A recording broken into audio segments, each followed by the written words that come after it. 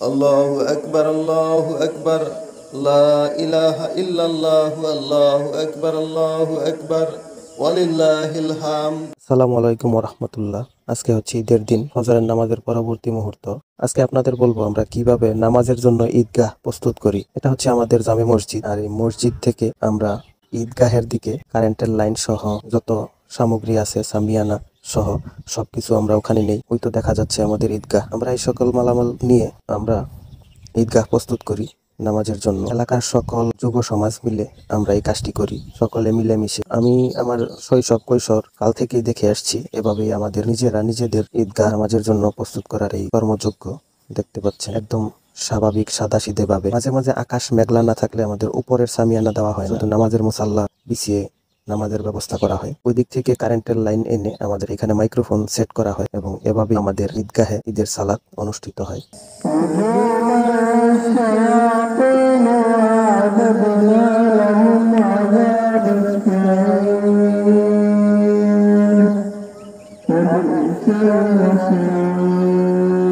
আল্লাহু আকবার, আল্লাহু আকবার, লা ইলাহা ইল্লাল্লাহু, আল্লাহু আকবার, আল্লাহু আকবার, ওয়ালিল্লাহিল হামদ।